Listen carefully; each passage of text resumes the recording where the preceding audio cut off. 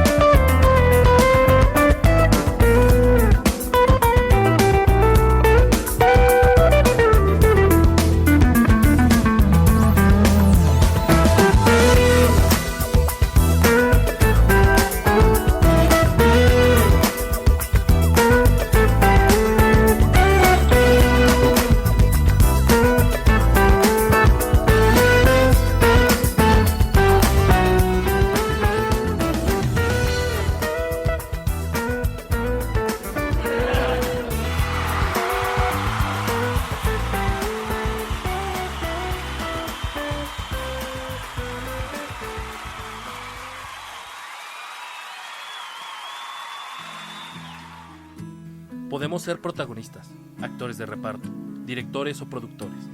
Todos somos parte de la palabra ciudadana.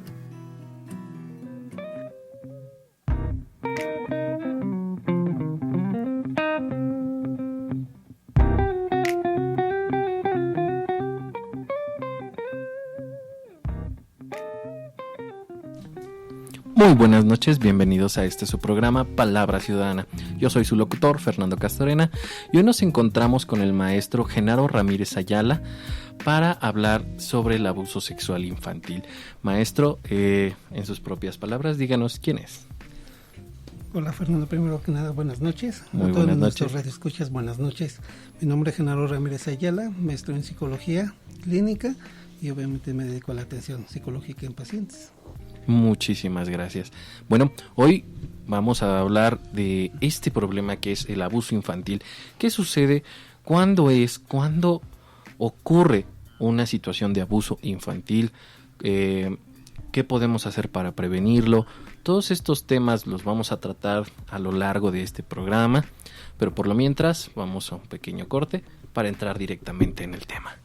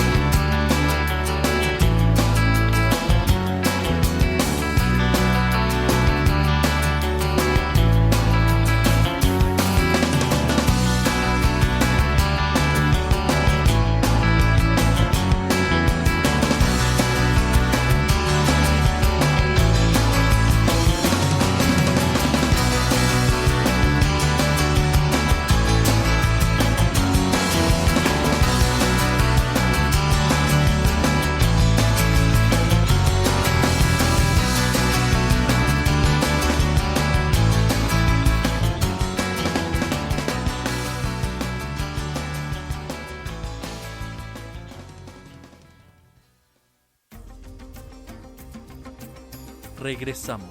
Esto es Palabra Ciudadana.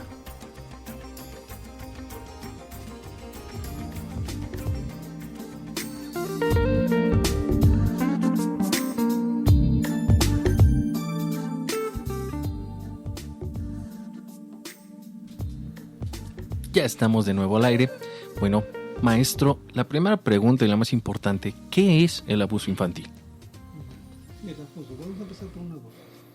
Un abuso es que obviamente una persona mayor va a ejercer fuerza hacia una persona menor. En este caso, si lo trasladamos al abuso sexual, una persona va a abusar sexualmente de otra persona. Más o menos para hablar de la cuestión infantil, tomamos un rango de 5 o 6 años. ¿Por qué? Porque si están dos pequeños, se me ocurre, 4 años, tocándose, no es un abuso, son juegos sexuales. Entonces ahí un abuso es sobre el poder que ejerce una persona sobre otra. Y obviamente está categorizado como un maltrato infantil, si nos vamos al caso de los niños. También hay abuso en los adultos, en los adolescentes. Pero en nuestro tema de hoy, obviamente, nos vamos a enfocar todo hacia los niños. Entonces, el abuso es ejercer la autoridad fuerte de consentimientos hacia la otra persona. Ok, básicamente eso es abuso. Esta demostración de poder, que puede ser incluso, tiene sus grados, y bueno, en nuestro caso vamos a hablar de el abuso hacia los niños, ¿no? Y sobre todo en cuestiones sexuales. Entonces, bueno, después de que ya conocemos qué es el abuso, ¿quiénes pueden ejercer el abuso? Mira, en el caso del abuso, normalmente se da dentro del hogar. Por desgracia para nosotros como seres humanos, en el hogar es donde se da la mayor frecuencia. ¿Por parte de quién? De un familiar directo, de un primo, de un vecino, pero está dentro del hogar. Entonces eso cuesta mucho trabajo para poderlo abrir. Comentábamos antes de entrar al aire, en algún momento ciertas estadísticas. Sí existen, pero esas están muy limitadas. ¿Por qué? Porque muchos de los víctimas en este caso no llegan a denunciar. ¿Por qué? Porque es el tío, es el primo, es el papá o es la mamá en algún momento, es el abuelito, es el vecino, es el pariente que llegó. Entonces, obviamente no creen en esa situación, entonces no se llega a demandar. Obviamente no hay esas estadísticas confiables en algún momento. ¿Cómo se da? ¿Cuáles son las mecánicas del abuso? Mira, primeramente tenemos dos partes, uno lo que es el abusador y uno lo que es la víctima. En caso del abusador, obviamente son gente, hablemos, si fuese un adulto, son gente que existe cierta patología en ellos, cierta patología en la cuestión de la sexualidad, donde ellos no logran tener una sexualidad plena a nivel adultos y obviamente buscan esa sexualidad con los menores. Si hablamos de un rango de 6-7 años, cuando el abusador puede ser un adolescente, ahí estamos hablando, y no para justificarlo, de una situación de la búsqueda de la sexualidad. Y obviamente esa búsqueda de la sexualidad está en nuestra sociedad coartada. Entonces tienen que buscar mecanismos para empezar a curiosear, a conocer, y desgraciadamente se van jalando hacia los menores, en tal caso.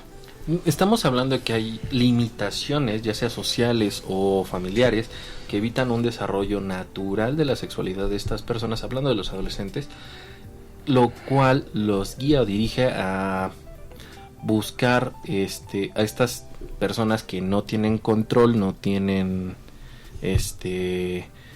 un raciocinio total de esos eventos, o que ni siquiera están a su misma situación de una búsqueda de ese conocimiento, ¿no? Entonces estamos hablando de que aquí es este encuadre, este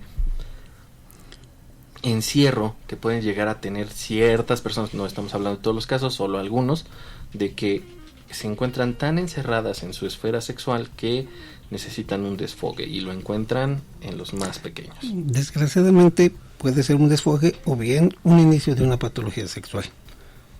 ¿Qué pasa en nuestra sociedad? En nuestra sociedad, desgraciadamente, no podemos hablar libremente de la sexualidad. Se confunde mucho la sexualidad con la cuestión coital. Entonces, ahorita, con tanta tecnología, hablamos también de la tecnología, cómo ha ido abarcando. Esa tecnología nos está rebasando y está llegando mucha información. por todos lados. Entonces, ya no podríamos decir que estamos mal informados. A lo mejor ahora tenemos sobreinformación en algún momento, pero ¿qué pasa también si nos quedamos en la pura información y no llegamos a una educación, si no llegamos a una formación de ese ser humano, llámese niño o adolescente, adulto? Si nosotros los adultos no podemos nombrar muchas veces partes de nuestro cuerpo como deben de ser, entonces empezamos a nombrar ciertas partes, en caso de los genitales, como pajarito, se me ocurre. Pues es un pene, pero le dicen mucha gente, el pajarito. Quédate en la mano de ahí, cochino, se te va a caer la mano. Entonces ahí, con esos contextos de una educación, y estamos ocultando esa sexualidad, que es normal, es natural. Pero como lo vemos con esas cosas maleosas, la persona empieza a pensar, ¿qué pasa si me toco? ¿Qué pasa si toco a alguien más? ¿Qué pasa si empiezo a curiosear? Y luego si vemos la tecnología y agarramos internet, abrimos una página por X razón y de repente empiezan a caer. ¿Qué sucede? Hay páginas que se meten en automático. Oye, no mucho, por fortuna, al parecer ya hicieron algo por ahí. Sí, ya hay una serie de leyes y regulaciones que ayudan. Pero ¿qué te gustaba hace, no sé, 3, 4 años? Abres una página y te bombardeaban. Como 6, ¿no? 6, como más por ahí del 2009, 2010 fue el momento donde dijeron, aquí ya se para esto. Exactamente. Sí, ¿no? Que era el niño buscando así en su juego infantil o un detalle de caricaturas, lo que usted quisiera, muy natural, un mal clic y era un brote de información súper gigantesco. Entonces, tenemos esta estigmatización, porque eso es lo que es. Se hace un estigma hacia las personas que buscan su sexualidad y se les dice, son cosas del diablo, son inmorales, que de inmorales no tienen nada. Entonces, estamos en este problema de decir, nuestra sexualidad es inmoral y no debe mostrarse. Y viene de adultos hacia niños. En ese momento, ¿quién tiene el mayor peso en cerrar esta apertura sexual que obviamente va a derivar en un abuso, ¿no? Bueno, en algún momento, claro. En algunos casos. Como todo nace en la familia y en la familia es donde debemos de dar esa oportunidad de crear esos valores sólidos, confiables y tranquilos, naturales en algún momento. El hablar, como todo lo debe decirse claramente. Entonces, si hablamos de ese contexto, si los padres están preocupados en algún momento por esa situación, hoy en día existen muchos programas de gobierno que nos ayudan y nos permiten cómo hablar de la sexualidad de los niños. Que no nos da pena y no podemos ir a esos programas por el trabajo, por la pena, lo que quieras. Hay enciclopedias, hay ya tutoriales que en algún momento te dicen cómo prevenir los niveles de los niños, cómo ayudar a esos niños a que puedan ejercer esa sexualidad y que en algún momento, si existe alguien por ahí que quiera abusar, cómo poder decir alto, no quiero, o voy y lo comento. Esto es lo importante que hay que enseñar a nuestros niños, que su cuerpo solo ellos lo pueden manejar. Ellos son los que van a decidir si sí o si no. Y si dicen que sí en algún momento, no los vamos a estigmatizar. ¿Por qué? Porque eso es el caso que de repente un niño o una niña nos confían. Mi abuelo me abusó. Va el familiar adulto, el padre. ¿Cómo mi padre pudo haber dicho eso? Te voy a castigar. Y le damos la razón al abuelo y no a la víctima. No, tenemos que confiar en nuestros niños, en las cosas que nos dicen. Pero muchas veces no queremos entender esa situación. ¿Por qué? Porque nosotros como padres a veces nos cerramos para ver la sexualidad. Ahorita me hiciste recordar una anécdota que viví con mi hija. Hace, ¿qué te gusta? 3, 4 años. Les encargaron en la escuela ciertas preguntas de sexualidad. Pues la maestra dice, apunten todo lo que reaccione su papá. Y pregunten estos temas. Llega mi niña, me pregunta, y le empiezo a explicar lo que me pregunta. Y como estamos platicando tú y yo ahorita, simple y sencillamente. Y me dice mi niña al final, no se vale. ¿De qué, mi vida? La maestra me dijo que ibas a reaccionar diferente, que a lo mejor no me ibas a contestar, que a lo mejor le ibas a dar vuelta, que mañana, que pasado. No, mi reina. Simple y sencillamente es un tema que hay que tocar, es un tema que hay que hablar a tu nivel. Ya no se acabó. Y ya el otro día le digo, ¿cómo te fue en la escuela? ¿Qué pasó? Nomás fuimos 2 los que sí nos contestaron. Todos los demás le dieron vuelta. O sea, la maestra tenía razón. Y que estamos hablando de hace 3, 4 años, de una educación actual. ¿Qué está sucediendo con nosotros como padres? Entonces yo creo que es algo importante que tenemos que reflexionar. Y si alguien de nuestros radioescuchas aún no es padre, es el momento de formarnos. ¿Por qué? Porque esa sexualidad también la vamos a vivir a lo mejor en un futuro en nuestra pareja. Y con nuestra pareja tenemos que dialogar, tenemos que comprender para que posteriormente, cuando nazcan nuestros pequeños, podamos transmitirla. Si no vivo yo mi sexualidad plena, no la voy a poder transmitir. Bueno, aquí además de la cercanía, ¿qué hace a un menor víctima de abuso sexual? ¿Hay alguna otra característica que podamos identificar? Sí, mira, desgraciadamente los niños que son abusados sexualmente manejan muchos autores, por ejemplo, la baja autoestima, la no confianza en sí mismo. Y obviamente llega alguien y le dice, vente, vamos a jugar, vente, vamos a hacer algo. Y al no confiar o no tener esa confianza, pues va y se acerca. Y obviamente el otro ya con ciertas intenciones pues empieza a jugar por medio de seducción o por medio de acoso o por medio de amenazas también existen. Entonces existe una gama infinita de estas personas, cómo se van planteando hacia el menor. Desde la sexualidad, algo muy seductor, algo que te va a ayudar, un juego que vamos a jugar, o si no te dejas le voy a hacer daño a tus padres o a ti, porque eres un mentiroso, así les dicen. Entonces existe una gama gigante de cómo el abusador empieza a abusar de nuestros niños, y si nuestros niños no tienen la confianza de decir, déjalo ahí, voy con mi papá y le digo, voy con mi tío y le digo, voy con alguien más y le digo, no va a funcionar esa ayuda del niño, entonces va a llegar a ser víctima posiblemente. Y más cuando en ciertos lugares se da el asentamiento. Y bueno, en nuestro México no nos quedamos atrás, ¿verdad? En donde en un hogar posiblemente viven 3, 4 familias, en un cuarto duerme toda una familia, imagínate. Sí, ¿no? Y no, digo, el hacinamiento en México en ciertas zonas pobres es muy, muy horrible. Y digo, hay gente que puede vivir 20 personas en un departamento para 7, o sea, y estoy hablando ya tal vez mucho. Entonces, tenemos un problema muy grave. Bueno, vamos a irnos a un corte y antes de cerrar quiero platicar, bueno, ¿hay niveles de abuso sexual? Esta es la pregunta que quiero dejar para que nuestro público lo discierna un poco. ¿Hay niveles? ¿Hay un nivel bajo o alto en el abuso sexual o es directamente abuso infantil? Lo vamos a platicar después del corte y regresamos.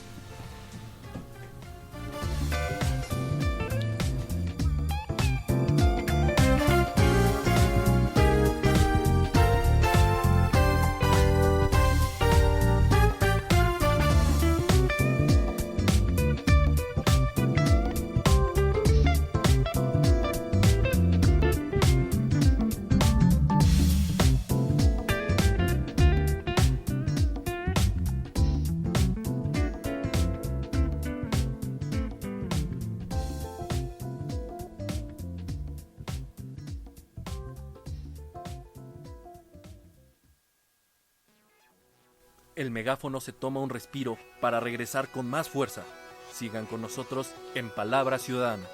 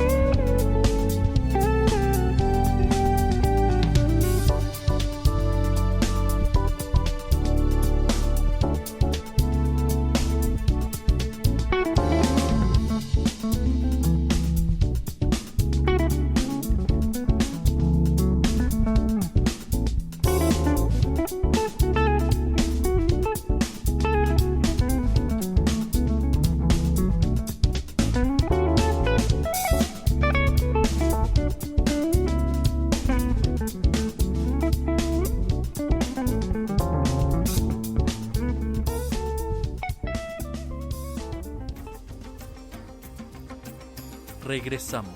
Esto es Palabra Ciudadana.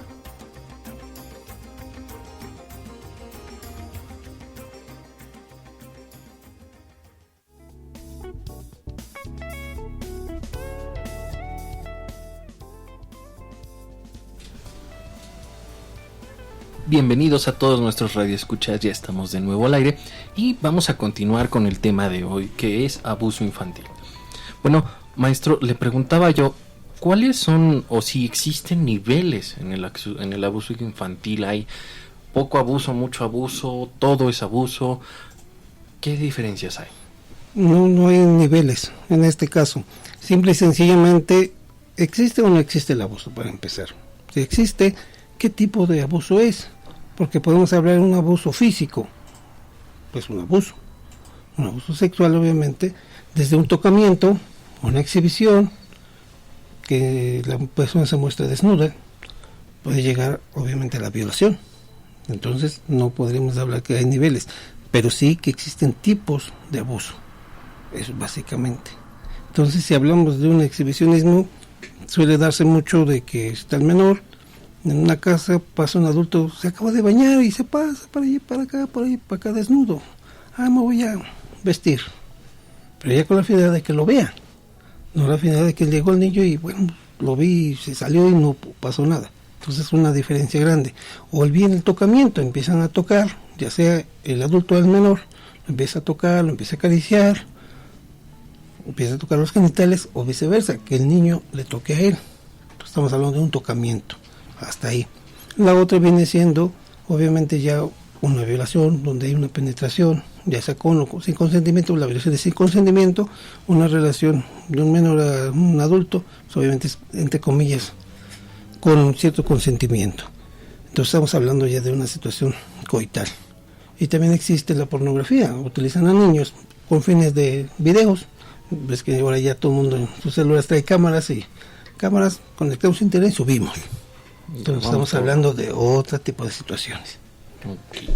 Bueno, vamos a pasar a otra parte de este tema. Bueno, ¿cómo podríamos conversar con los niños sobre el abuso infantil? ¿Cómo hablar con ellos? Tanto si no lo han sufrido, como para mantenerlos alerta de este tema, como si lo han sufrido, ¿qué debemos hacer? Sí, mira, primero vamos a ver para prevenir. Para prevenir, lo que comentamos hace rato, es que nosotros estemos libres con nuestra sexualidad. Y hablar con nuestros niños de la sexualidad. Los niños son curiosos. Los niños a los 3, 4 años ya te están hablando de esa curiosidad. De que de repente el niño no se quiere cambiar y anda en la calle todo desnudo. Bueno, no en la calle, exageré. En la casa. Nada más. Anda ahí caminando y no se quiere vestir. Vamos, no pasa nada. Simplemente vístete, no te voy a dar un resfriado. Entonces nos tomamos en forma natural. El niño va a empezar a preguntar, ¿qué es esto? Pues decirle por su nombre, ¿qué es? Pene, una vagina, no pasa nada. Entonces empezamos a educar ahí a nuestro niño.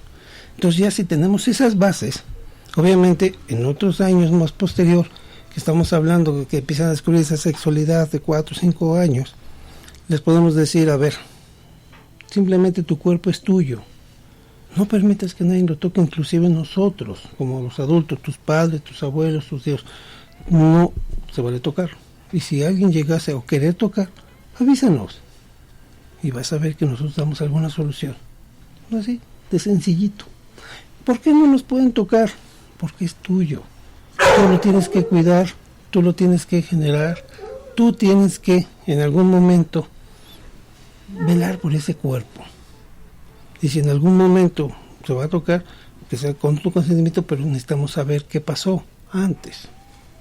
Con esas sencillas palabras. Y obviamente estoy hablando en forma general. Cada niño con ciertas características, pues hay que hablar de sus características de acuerdo a lo que nos preguntan.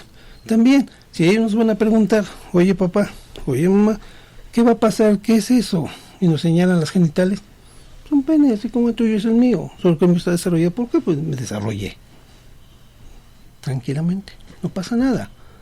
Pero si te digo, empezamos a ocultar lo que comentamos hace rato, entonces empieza la curiosidad, o nos ponemos rojos, y evitamos.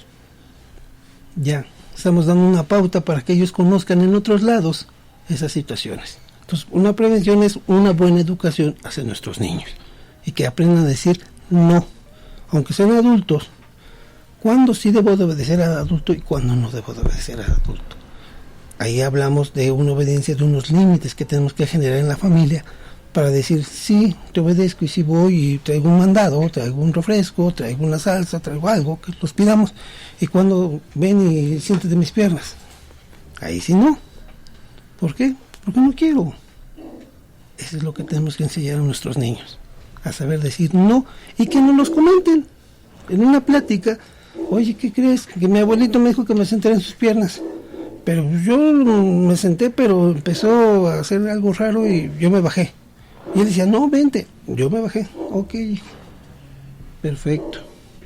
Ya después nosotros hablaremos con ese adulto. Pero darle esa confianza a ese niño de que nos está diciendo lo que sucedió. Y ya veremos al rato el contexto, ¿no? Y ya nosotros como adultos decidiremos, porque el niño no tiene ese contexto sobre esa sexualidad. No lo tiene todavía. Y nosotros sí, lo tenemos. Entonces para el niño es un juego, posiblemente. Es algo muy tranquilo, entonces ahí es importante nuestro acercamiento a nuestras familias para decirles, bueno, son mis hijos, son mis primos, son mis sobrinos, hablar entre adultos, para decir, bueno, hay que tener confianza, hay que tener una cohesión familiar, ¿no? En este caso. Para hablar con los niños que lo han sufrido, ¿cómo se hace? Mira, para hablar con los que han sufrido, ellos obviamente, no todos, conozco nada más que te gusta 3 niños, 2 si acaso 3 máximo, que en consulta dicen, sí, fulano de tal me tocó así, nos empiezan a escribir todo. Y yo les digo a los niños, qué bueno hijo que me platicaste. Y abiertamente, tranquilamente te lo dicen. Pero esos son contaditos. La mayoría no lo dicen.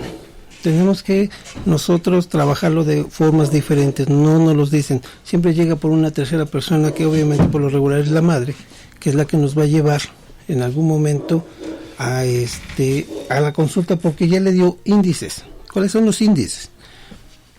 Terrores nocturnos. Se despierta llorando, se despierta gritando ese niño. No se quiere acercar a algún adulto, no quiere que se bañe o que alguien lo bañe, no se quiere tener ese contacto directo de un acercamiento corporal. Nos baja de calificaciones. El niño está muy inquieto, de repente, más de lo normal empieza a estar inquieto. Entonces son indicadores que posiblemente algo pasó de ese niño. Entonces tenemos que rascar qué sucedió con ese niño.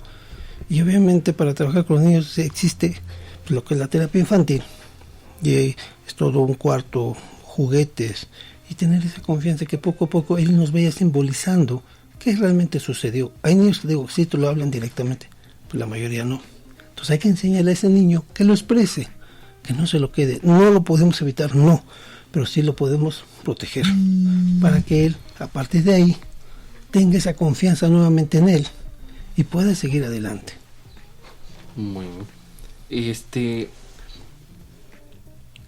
¿Cómo podríamos reaccionar ante un niño que nos lo revela? O más bien, vamos un pasito antes.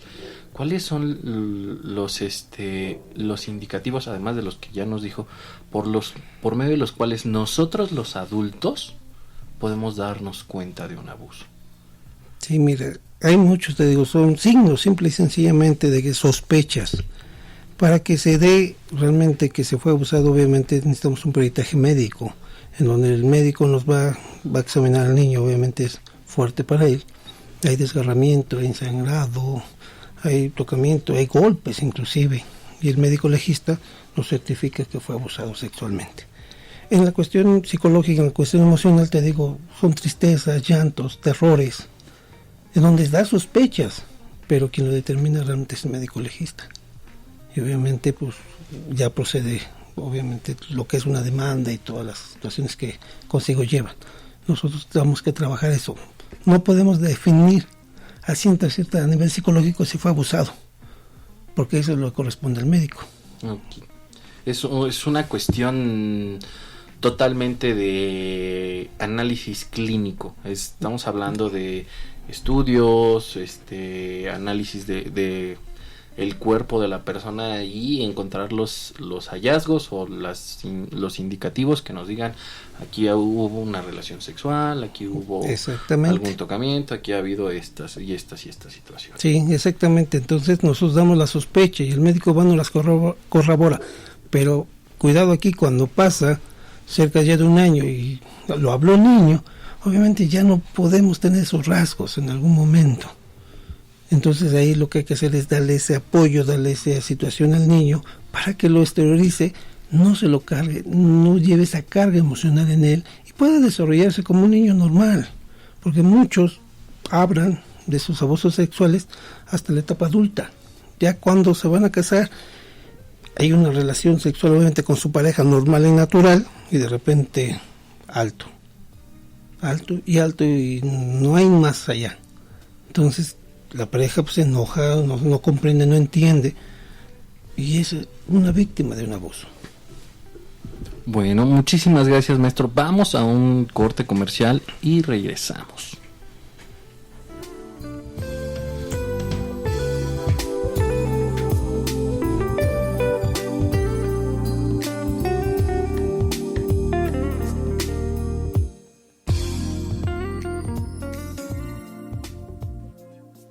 El megáfono se toma un respiro para regresar con más fuerza. Sigan con nosotros en Palabra Ciudadana.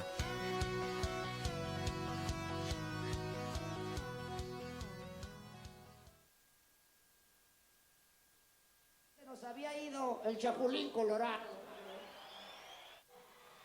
Y para el abuelito de un valedor de nosotros, que lo menos que podemos hacer para todos.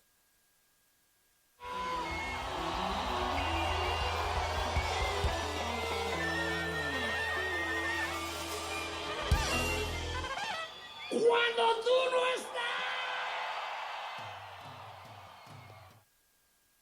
Los niños que en la esquina están pidiendo pa' un taco, pidiendo pa' un pan. Sus caritas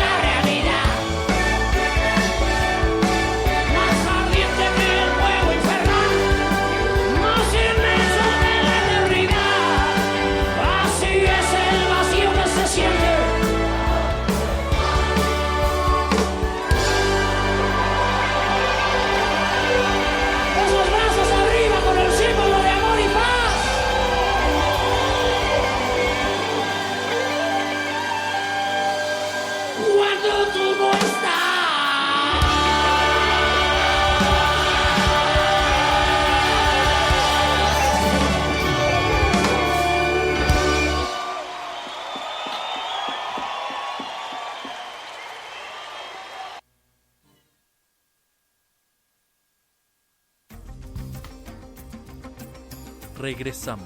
Esto es Palabra Ciudadana.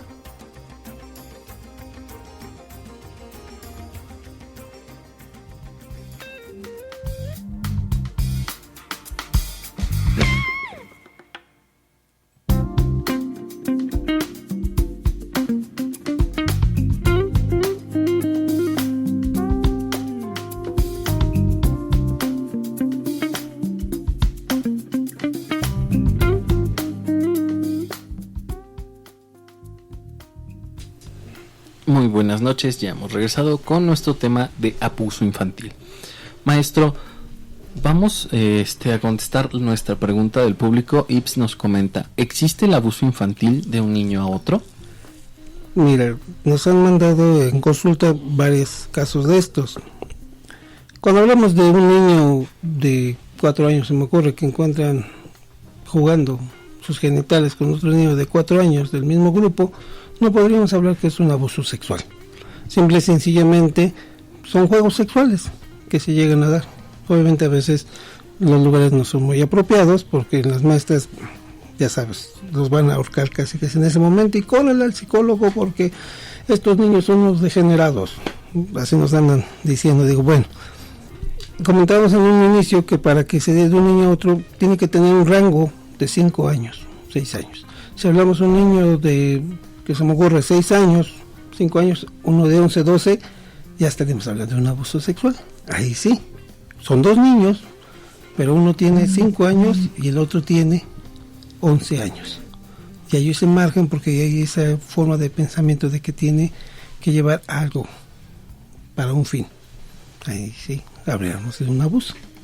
Bueno, vamos a pasar al tema de los adultos. ¿Cómo debemos los adultos reaccionar si reconocemos estas señales que usted ya nos dijo? Primeramente, estar calmados. Muy calmados, escuchar a nuestro niño. Todo lo que nos diga, darle esa confianza en ese ámbito. No dramatizar. Es muy difícil, te soy franco, ¿por qué? Porque en el momento le van a decir a la mamá o al papá, hay muchas reacciones. Existen algunas madres que de repente niegan o se bloquean completamente. Nos están dando una sospecha de que ellas también fueron víctimas de abuso. Y sí existe, desgraciadamente existe ese momento cuando nuestra madre se nos bloquea y no defiende, como dicen las mujeres, como una leona a sus cachorros. Esa madre fue abusada sexualmente. Ya ir rascando, igual. Entonces ella revive su abuso a través del niño también. Y bueno, existe otra reacción que es la negación. No pasó eso, no pasó, estás mintiendo. ¿Cómo puede ser tu padre? ¿Cómo puede ser tu tío? ¿Cómo puede ser mi hermano? ¿Cómo puede ser el abuelo? Existe esa negación. También es incorrecto, obviamente. Otros que le dan, lo que comentamos también al inicio, le dan el lugar al adulto. No, es que ese niño es mentiroso. Aprende a decir la verdad. Por eso nadie te cree y empiezan sobre el niño a castigarlo, a maltratarlo, más de lo que ya venía. Son reacciones. Lo más sano, obviamente, es calmarse, escucharlo completamente, darle nuestro apoyo, nuestra confianza. Si llora, abrazarlo, que esté nosotros con él y él con nosotros en ese vínculo. Y posteriormente, ya que se vaya el niño, pues sí, desahogarnos con nuestra pareja, con nuestra gente de confianza. Y obviamente a lo mejor hasta explotar, ¿por qué no? Pero ya no está el niño. Nosotros a veces, si es una balde de agua fría, necesitamos ese apoyo de la pareja o ese apoyo de la madre o ese apoyo del padre, de alguien. Y adelante, vamos a resolverlo. Pero desgraciadamente no se da mucho a veces esa situación. Te digo, hoy en día está cambiando. Por fortuna, si hay madres ya o hay padres que apoyan al niño 100% y lo empiezan a apoyar, a dar esa confianza para que exprese y le dice los padres, ¿sabes qué, hijo? Pues tenemos que castigar a esa persona y vamos a llevar una serie de pasos. Vamos a ir con el psicólogo, vamos a ir a lo mejor con un abogado y tú tendrás que repetir esa situación. Pero estamos nosotros a tu lado. Vamos a confiar nosotros como familia. Y sí se llega a dar, porque sí lo hacen esos niños. Entonces hay que darle esa confianza de nosotros a nuestros niños y no marcarlos. Cuando hablamos de adultos estamos hablando de los padres, de la madre particularmente, Pero, ¿qué pasa con los que están un poquito más al exterior? ¿Qué pasa con tíos? ¿Qué pasa con conocidos de la familia? ¿Qué pueden hacer ellos? ¿Cómo pueden auxiliar a estas personas? Mira, de soy franco, yo creo que la idea sería que se queden con los padres. ¿Por qué? Porque si el abusador es un familiar de ellos mismos, no lo van a creer. Mejor lo dejamos a los padres y ellos no sacarlo, porque también la sociedad aún no está preparada. Algunos que sí nos van a apoyar, pero hay algunos que nos van a decir, no es cierto, es mentiroso ese niño. Y van a empezar a haber fricciones en esa familia ya más extensa. Entonces, dejarlo ahí, pero sí con ese apoyo de los padres. Ahí sí podríamos diferir con otras gentes que dicen, bueno, vamos a usar nuestras redes de apoyo, que son los abuelos, los padres y todo. Sí, yo creo que en esas redes sí nos podemos trabajar, pero a veces cuando es el familiar muy cercano ahí, no se podría, porque van a empezar a hacer bandos. Pero sí alejarnos un ratote grande de esa familia. Podemos hacer otras actividades fuera de ese núcleo de la familia extensa, siendo la familia nuclear nada más. Y si se llegan a enterar, adelante, no hay problema. Darle esa confianza. Eso es lo que tendremos que hacer. Bueno, entonces, aquí la recomendación es que entonces nosotros como adultos externos a los padres no tengamos que realizar una intervención directa. No hay que llegar y decirle a la madre, es que tu primo es así, es que evitar los chismes. Si nosotros vemos un problema, tal vez lo más sano sería hacer un solo comentario y ya. Hacer notar una situación que nos parece extraña, pero dejar nada más que las cosas se desarrollen de tal manera que sean los padres quienes se den cuenta y sean ellos quienes reaccionen, ¿no? Estamos de acuerdo en eso. Exactamente. Nos comenta Eduardo Perusquia, ¿cómo romper el ciclo de hijo abusado, madre abusada y terapia? Por fortuna hoy tenemos ya en nuestra ciudad de Toluca muchos lugares donde pueden ir a terapia. Hay gente especializada, terapeutas especializados para todo esto, en donde hay que romper ciclos, exactamente. Y no, ahorita estamos hablando de la sexualidad, pero existen muchos ciclos. No nomás el de la violencia de la familia, es uno, y dentro de la violencia de la familia existe el abuso sexual, ese es un ciclo, pero la violencia es otro, donde existe el maltrato, el sobajar a la mujer, el maltratar a la mujer, el violentarla, y esos niños en un futuro van a vivir nuevamente con una persona maltratadora también. Y si hablamos de un alcohólico, posiblemente también tengan una pareja alcohólica. ¿Cómo romperlo? Con terapia, dándonos cuenta cómo nos estamos haciendo daño en esa terapia y qué podemos hacer para romperlo.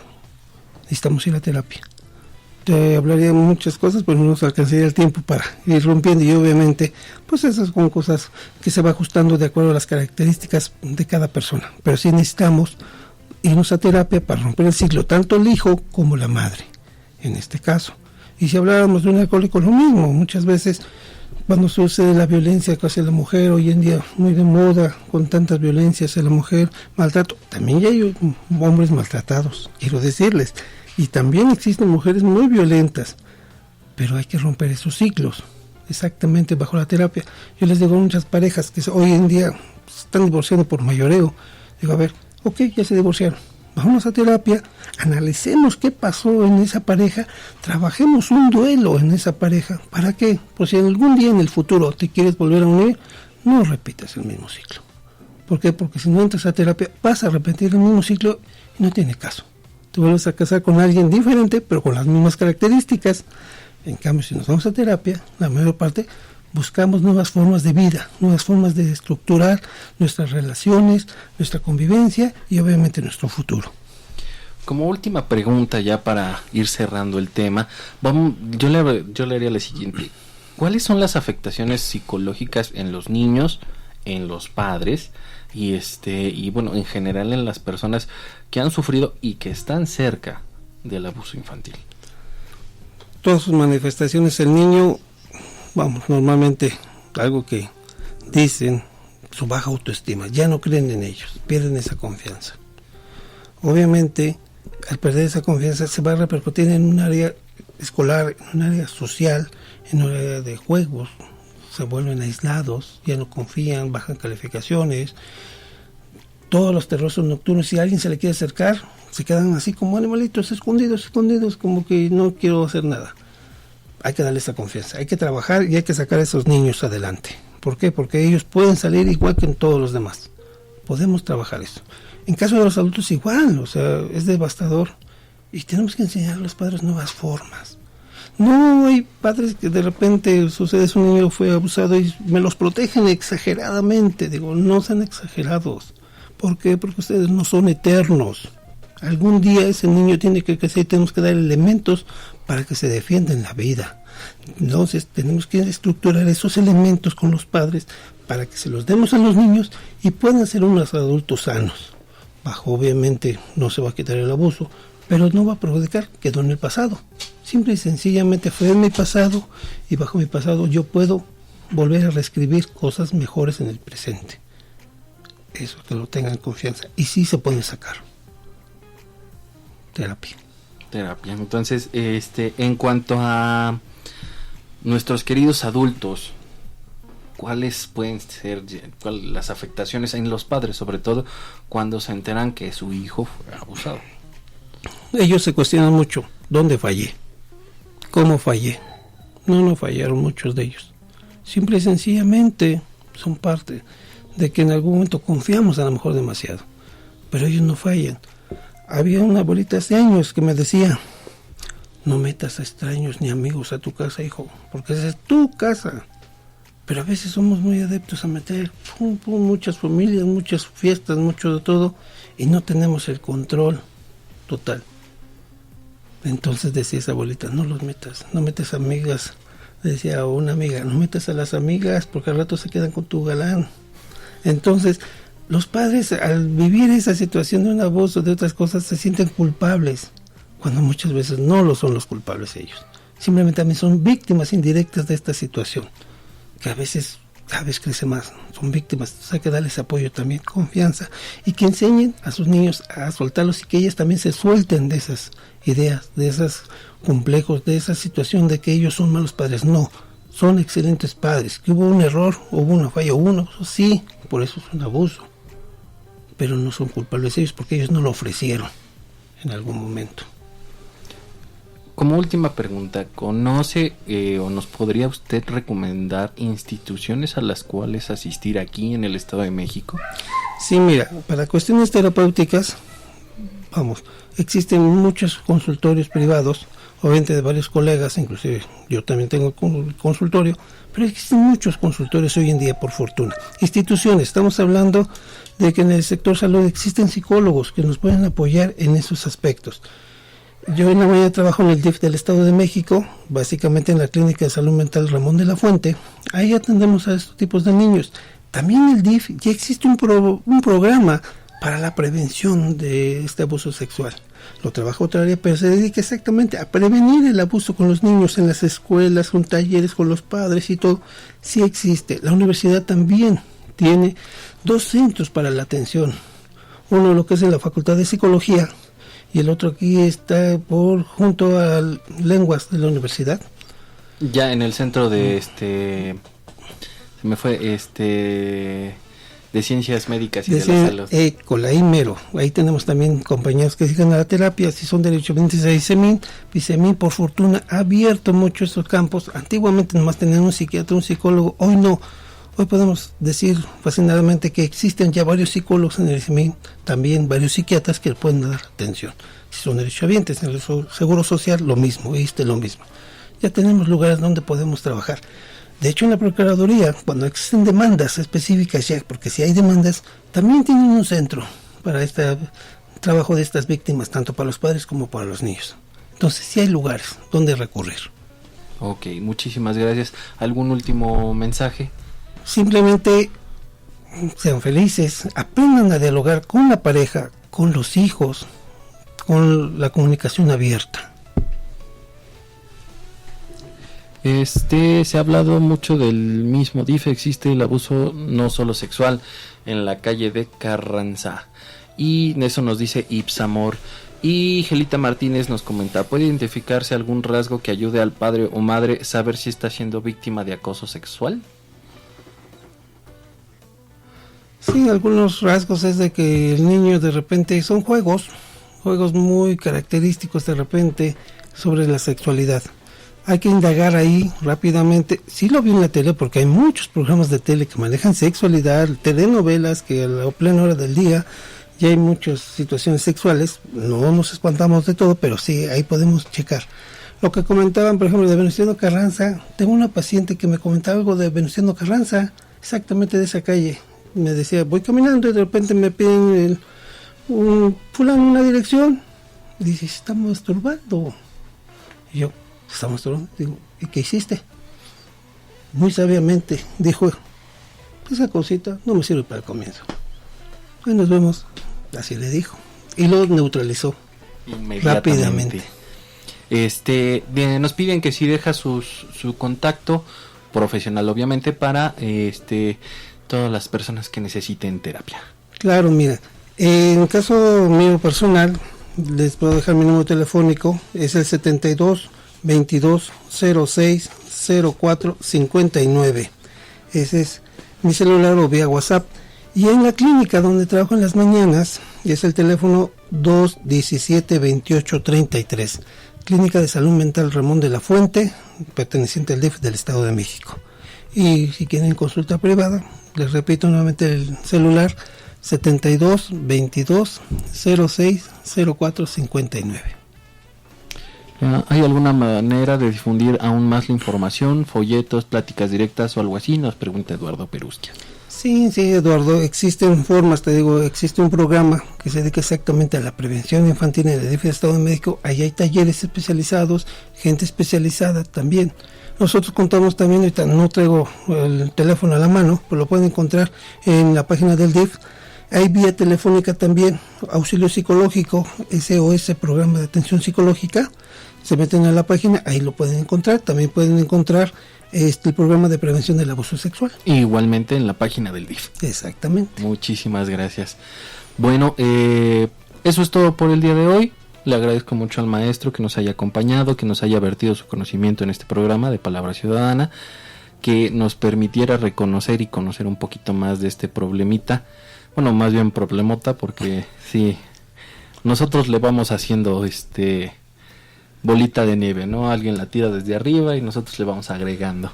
Exactamente, Fer. Termina siendo un problemón. Pero bueno, eso es todo por esta ocasión. Yo nada más quisiera terminar diciéndoles muchísimas gracias a todos nuestros radioescuchas y un saludo y una felicitación muy grande a todos los del gremio de abogados, dado que en el Estado de México sí festejamos el Día del Abogado oficialmente, el cual fue hoy, y le permito y insisto a todos mis compañeros y parte del gremio de abogados, muchas felicidades. Esto es todo por el día de hoy. Vamos a terminar este programa como siempre y sigamos compartiendo la palabra ciudadana. Buenas noches.